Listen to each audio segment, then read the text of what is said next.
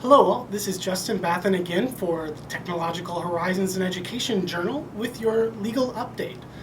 So this month I want to talk a little bit about those Clickwrap agreements. You know those things, the little check boxes where you check here to agree to the terms of service of use. Yeah, those Clickwrap agreements turn out to be a pretty big legal problem for us in the education space because really those Clickwrap agreements are non-negotiable. You can't just send an email back to Google and be like, I reject provisions 6, 12, and 14 of this Clickwrap agreement. They'll return a don't bother to use our product message. So we're used to these Clickwrap agreements, but of legal interest to us is whether or not they are even enforceable toward minors. And I think I have some bad news for you in that these documents, these terms of service agreements from these online providers are very clearly enforceable against minors.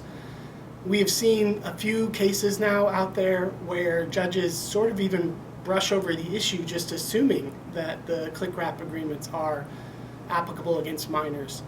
Not only that, but the real legal issue here is not just the Clickwrap agreement's applicability. It is inside those Clickwrap agreements are frequently limitations on liability for the online provider.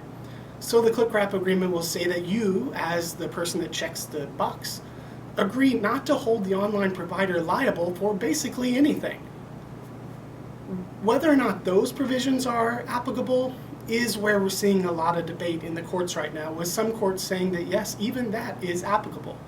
So here you have a 12, 13, 14-year-old student checking the box on I agree to the terms of service on whatever educational products Clickwrap agreement. Not only are they agreeing to all these terms and service and giving up lots of rights that they might have otherwise, they're also agreeing to give up all of their rights to sue the online provider. So you can see these Clickwrap agreements are a pretty big problem for us in the educational space. So some points of advice on how to deal with Clickwrap agreements are that number one, read them. I think you'll be surprised at just how all-encompassing they are in providing tons of protection for the online provider and basically no protection for you. Secondly, I think you can negotiate these Clickwrap agreements, but you have to do so in aggregate. For instance, the Kentucky Department of Education here in Kentucky, where I'm at right now, they negotiated a statewide email and cloud hosting agreement with Microsoft. And because they brought an entire state's worth of students and employees to the table, Microsoft did actually negotiate the terms of service on that huge cloud install. So I think when you aggregate together, those Clickwrap agreements can become more negotiable.